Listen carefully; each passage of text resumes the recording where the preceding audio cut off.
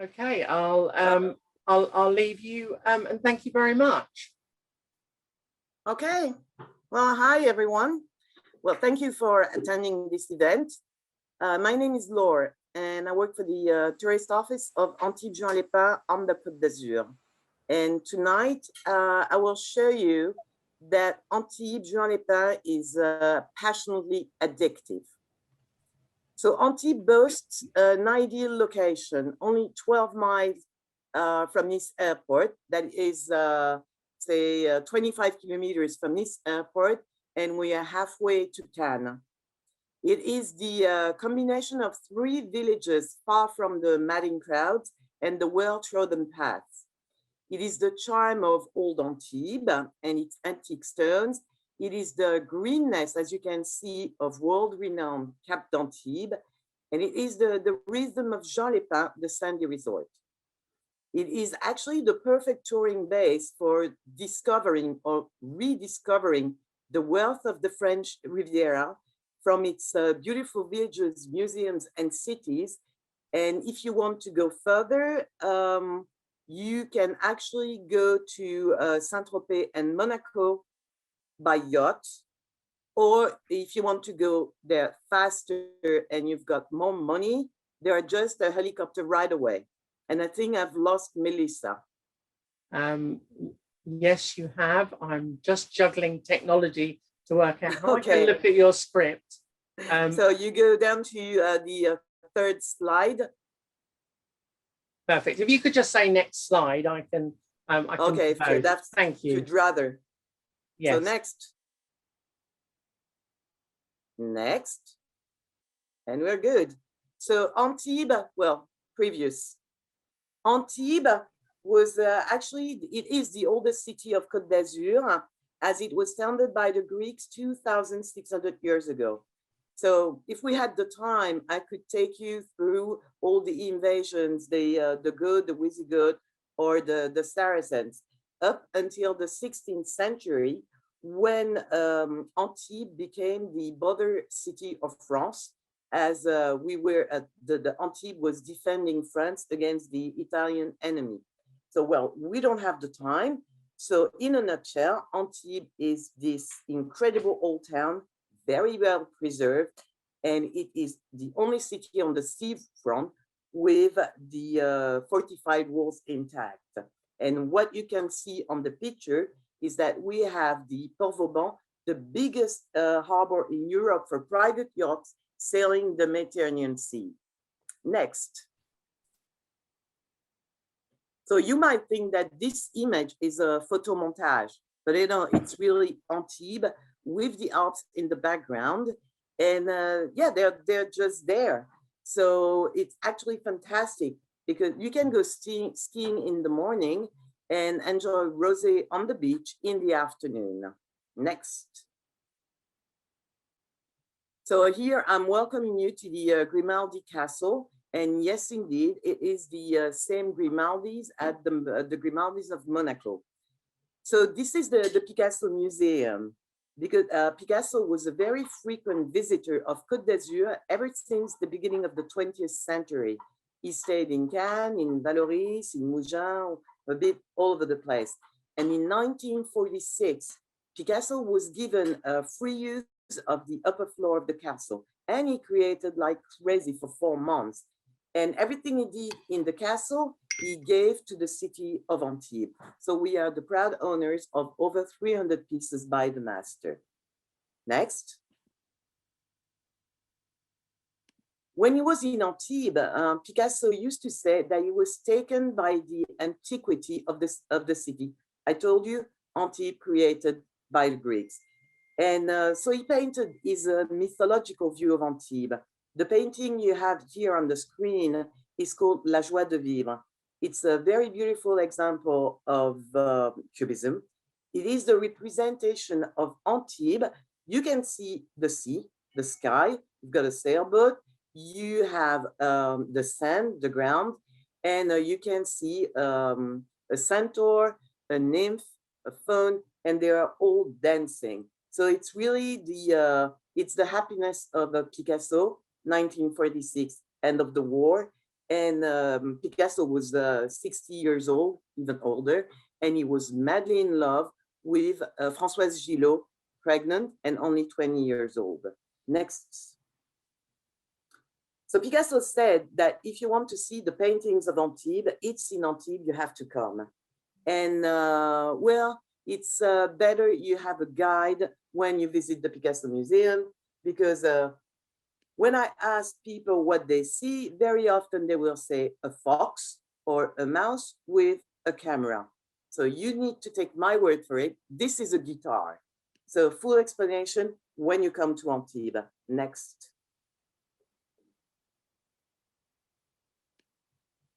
In Antibes, we've got lots of beautiful monuments. And this is the Fort Carré, 16th century. It's called, it's really a very fine example of military architecture.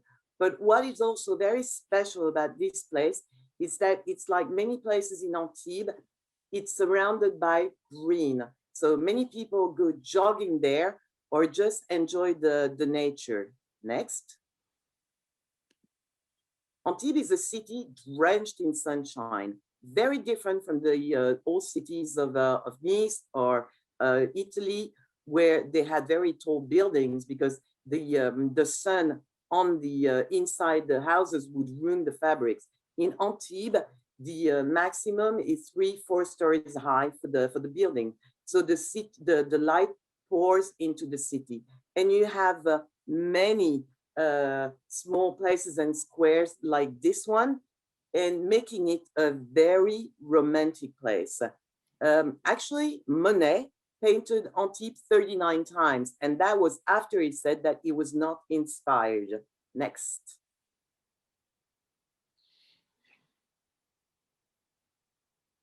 It's really the perfect place just to stroll through the myriad of narrow streets in the pedestrian section.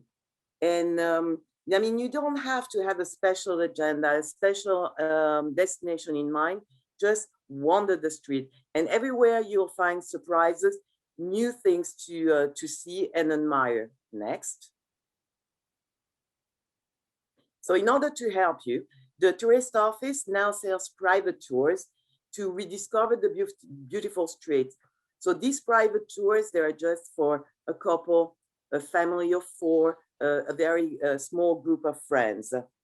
And they're based on different themes. So you could have the gourmet tour, or the artistic tour, or the nature tour. Next. And the good thing is that as you're walking with one of our guides, and there are so few people in the group, the guide will knock at some doors that would otherwise remain closed to you. Like, for example, they would go knocking on the door of the baker, and if he's available, he will tell you everything about his passion, bread, but also his philosophy on French art de vivre. Next. This is called the Nomade. It faces the sea, really welcoming the voyagers.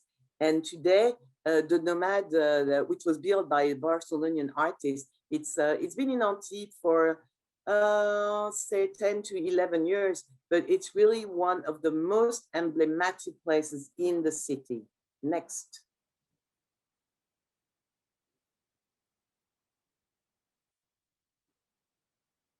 You know, when you think Côte d'Azur, very often you will think very expensive in the shopping. So you think, okay, I'm on the Côte d'Azur.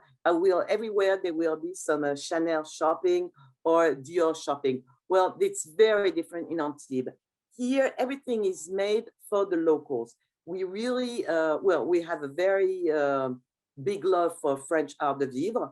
So here on this street, for example, you will have only very good cheese, exquisite chocolate, everything really making our life easy. And it's really a plus for the tourists. Now, if you really want to go for luxury shopping, you hop on the train. In 10 minutes, you're in Cannes, or you go the other way. And in 35 minutes, you're in Nice. 45 minutes, you're in Monaco. Next. So what we are about, I told you, is the real place. And also, A couple of years ago, the city mayor decided to turn this avenue into the Boulevard des Arts, making Antibes, getting the label City of Art and Craft for Antibes.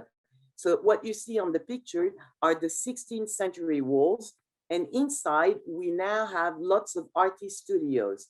So in one studio, you've got the glass blower, so you can watch him work, but even better than that, you can purchase the experience of glass blowing, which is a lot of fun. Next to him, you've got an antique press. Or you can enjoy many other art studios.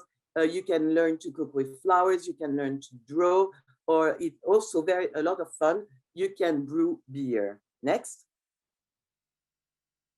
We have a very famous Provençal market, where it's most likely you will meet some of our Michelin chefs doing their shopping for really the freshest ingredient, but also all the chefs of the city. Next. Above all, Antibes is a real place with real life. We've got lots of kindergartens, high school, meaning that year long, you have many people on the street really enjoying their day-to-day life, but also making the city very cosmopolitan. So we try to keep alive all our tradition. Next. So a very famous tradition is the Christmas cake. So it's a gathering of all the bakers and pastry makers. And 2 years ago, the Christmas cake was 16 meters long. And it's a free event. It's just to have fun all together. Next. So another very, very nice tradition is in September, and that's the harvest. So, well, I have to say it's really for the fun, because if you want to enjoy really good wine from Provence, you go right across from Juan-les-Pins, you've got the Les Reims Islands, where the monks are still making wine, or you go east to the hills of Nice, where you have the wine de Belay, Vin de Belay, and if you drive to, well, say an hour from Antibes, then you're in the vineyards of Provence, and they make excellent wine. Next. Antibes is also about preservation. This is another place which is quite different from the rest of the Côte d'Azur, Cap d'Antibes. So for a very long time, Cap d'Antibes was just agricultural land. And in the 19th century, a famous agronomist experimented with various species of plants not endemic to the region. We have a very rich soil, a microclimate, and 300 days of sunshine per year. And as a result, this is what some call an ecological cathedral. It's also a paradise for sport lovers, and it's a glorious hideout for the seriously rich. And look at the color of the water. Next slide. So this is the view you had before starts right here. It's the start of the Cap d'Antibes coastal trek, and it's one of the favorites of everyone on Côte d'Azur. So we actually offer a private tour of the trek, where you get all the relevant information on the flora, how it came to be there, and also how it is part of a Natura 2000 and is protected area. So on the one side, you've got the water crystal clear, and on the other side, you walk along the mansions of the billionaires. The last two houses are very famous. One, because it was the former house of the Duke and Duchess of Windsor, and today it's the house of the president of the Chelsea Football Club. And the last one, because you have lots of movies being filmed there, the latest one being scenes from the latest Rebecca. Next. So when you go to the highest point of Cap d'Antibes, you get here to this really must-see point, viewing point. When you're in in front of the chapel, you see on one side, you see Nice Airport, and you look on the other side, sorry, you see Cannes. And this place is really a lot of fun, because what you have here is what we call the Bistrot du Curé. So it's sort of bar, a snack, where they serve only local specialties. And here you get really deafened by the sound of the cicadas, the songs of the crickets. Next. So this is Hotel du Cap Eden Rock. Hotel du Cap Eden Rock is famous because it is also linked to the history of Côte d'Azur. So it's a palace 150 years old, and it's because it started as it started as a resting place for artists, and in the before 1926, it was a very famous hotel, but only in the winter time.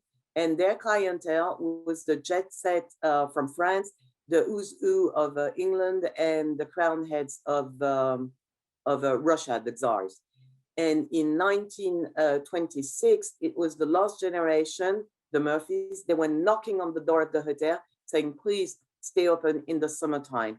So, and they had bargaining to do, they had negotiations to do.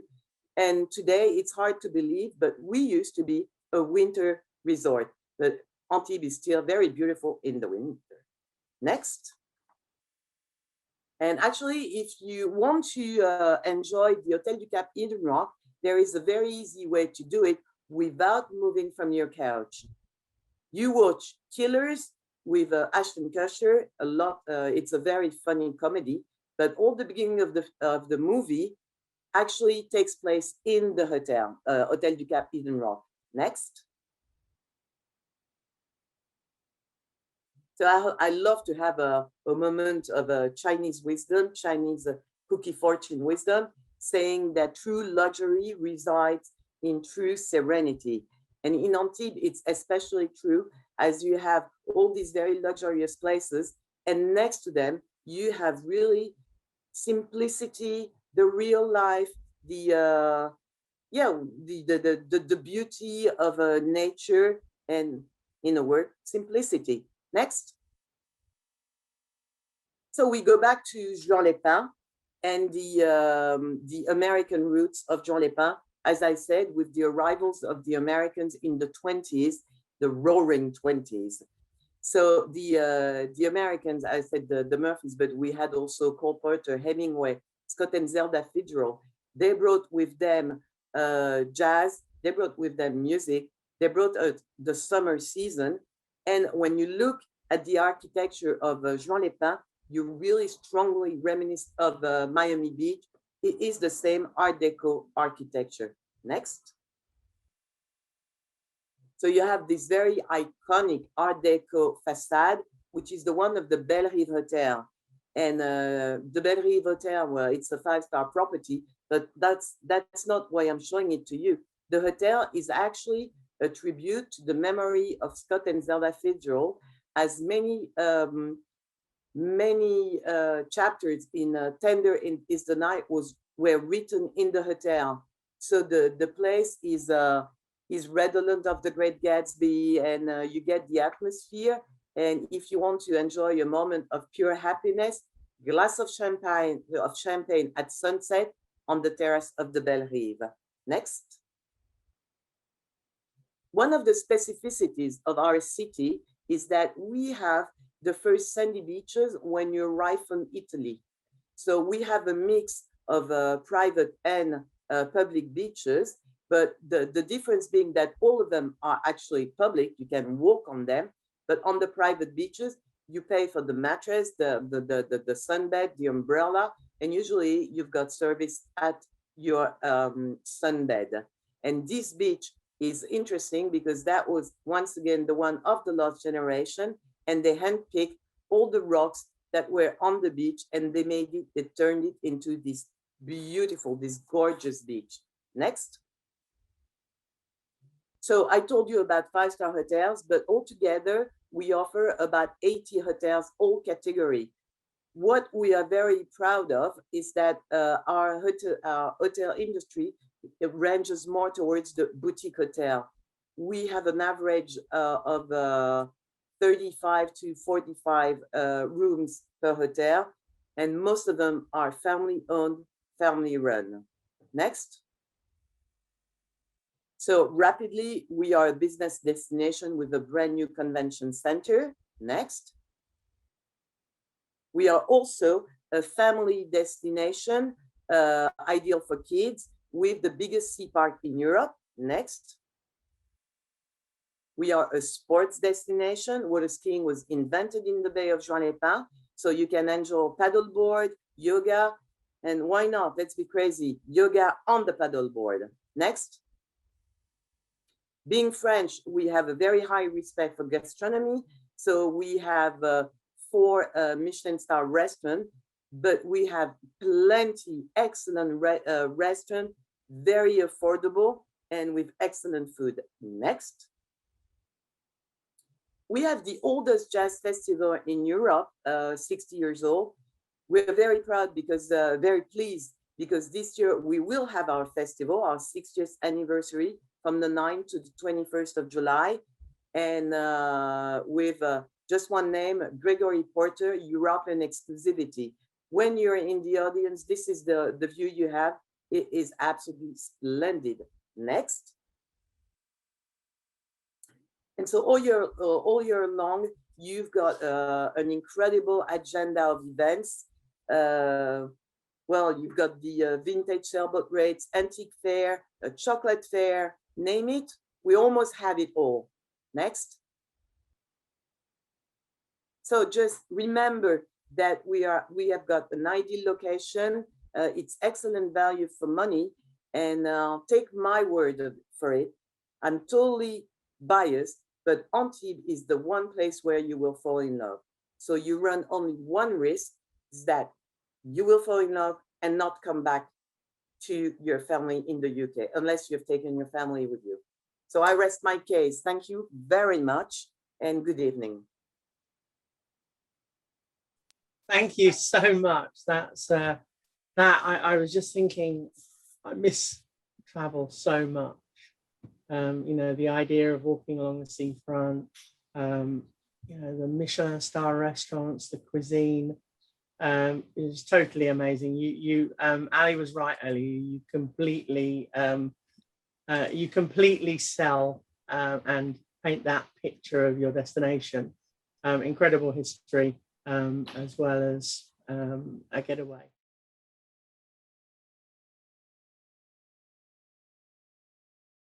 Do we have any questions for our guests?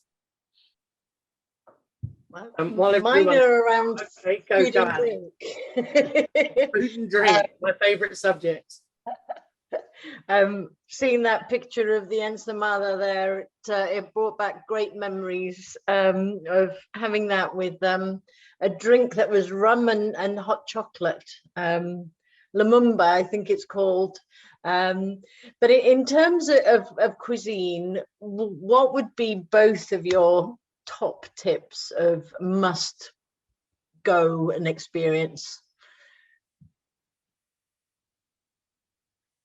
As I say, what do you like? Well, I'm vegetarian, so let's start there. That's difficult. But for example, Menorca next year on 2022 will be a European capital for gastronomy, and Menorca has got a is very focused on their land side. I mean, it is the island that probably works more on their camps, on their agriculture, and they are very strong on milk. They work with beef, and they have very good cheese. You can go and have cheese in there are many places where they made their own cheese, and they combine it with wine, and they have very nice restaurants, many of them which products of the islands. They love their products, they take really care of them. And if I have to tell you, now and next year, the place to be for gastronomy will be Menorca. Good tip. Yes. Laura, was there a particular gastronomic focus, Well, a favorite of yours? yeah, I will answer to Ali then. We have ratatouille, of course. I mean, you're in the south of France, so we do ratatouille. And we've got pissaladière. Pissaladière is the sort of onion tart, onion pizza, and it's delicious. And you also have a soca. Soca is it's something you buy on the market very often, and it's made of chickpea flour, olive oil, water, salt. That's it. And it's cooked in a wood oven, and you just add a bit of pepper, and you eat it as you go, and it's it's unique. And other than that, I mean, it's the south of France, so it's a grilled fish, very light, and Mediterranean cuisine. Wow. Angela asked a question which you kindly already answered about catching a bus to Antibes from Nice, and Laure. Yeah, you're right to want to stay longer in Antibes. You can really use it as your home base, and you stay in Antibes, and then you see already what's in Antibes, and then from there you go up to Gourdon, to Saint-Paul. You really use it as the center of Côte d'Azur. I have the question, Laura, about the you talked a little bit about the American history from the Roaring '20s. Can you actually get guided tours to take you on a historical tour of the town? Yes, of course. You can do the history. That would be more in Juan-les-Pins. Yeah, it's really in the footsteps of. So it's when you do this historical tour, it's you will stop with the face of Sidney Bechet, because he got married in Antibes, and Picasso was there, and Miss Tanguet was there, and you stop in front of all the Art Deco architecture, and it really takes you back to the lost generation. Or you can do the Painter's Trail, and the Painter's Trail is really fantastic because it's all the masterpieces that were created in Antibes were reproduced in sort of a lava stone, and they're set at the exact same place where the artist had his easel. Wow. So you see where Monet was sitting, you see where Winston Churchill used to sit. And so it's very enjoyable. Mm. In the Balearics, can you get UNESCO guided tours as well? Because there's so many UNESCO World Heritage sites. Can you is that something that the local operators? Yeah, sure. In every island, you have to think that in Ibiza is the small village, which is the town of Ibiza, and then you can have a cultural tour, which is very, very interesting. But Menorca is the whole island, so Menorca you have to enjoy it for days, and you can. Menorca is very good to rest. It's very calm and enjoy the sea. It's a very nice place. It's different from the other ones because it's got its British history, and also it's been owned by very few properties. So there are just very few houses. Is not maybe is the less crowded island on the Balearics. And is the whole island is biosphere patrimony, so it's very special. And then we have la Serra de Tramuntana, which are the mountains all on the northwest side of Majorca, which are 100 kilometers long. You can walk them in any way you want. You can climb mountains of from the sea to 1,500 meters, which are very, very hot excursions. You can get down like a small river. There are many things to do. Is a place where you can enjoy it in many ways, depending on what you prefer. There's people who love to run, people who love to go on a mountain bicycle. There are beaches also, so you can walk and then go to the beach. There are restaurants on the beaches in front of the sea. It's a it's a large place. You can have very different guided tours for doing anything you want. Yeah. A question from Angela about in Palma, from Palma to Solier, the wooden train, is it operating? Sorry, I didn't hear. The wooden train from Palma to Solier, is it? Oh, yeah. Is it operating? Yeah, Solier. There is a train which has got a century more or less, which is goes from Palma to this. It's 20 kilometers ahead, but it takes an hour, and it's beside the mountains. I mean, Solier is in Serra de Tramuntana, is in those mountains I was telling you, but it's in front of the sea. So this train must get up the mountains and then down. And when you reach to Solier, they are very strong on oranges. So you can see all the valley, plenty of orange trees, and the sea at the back. So, and it's a closed natural port, which is also very, very, very nice. It's a very nice place but like these, there are many places in all of the islands, are very special ones. Close to Solier, you've got Deià, Valldemossa, Banyalbufar, Estellans, which is, all of those are in the Serra de Tramuntana, amazing places. Thank you.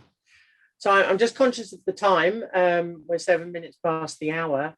And so I'd like to bring this evening to a close by thanking Francesca and Laure very much for joining us.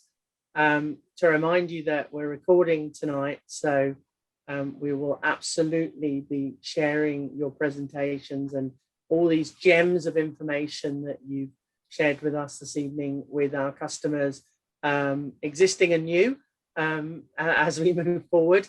So thank you so much. Thank you everyone for joining. If Thank you've you. got other questions, please get in touch with Charitable Travel, and we can ask our dear friends from the Balearics and from Juan-les-Pins and Antibes, and answer any questions you've got. And be mindful that if you have any desire to travel as soon as you can, as soon as it's green for go, or even before it's green for go, you can still book for next year for the winter, and help a charity at the same time by booking with Charitable Travel. So thank you so much, everyone. Thank you. Cheers. Bye-bye now. And see you soon.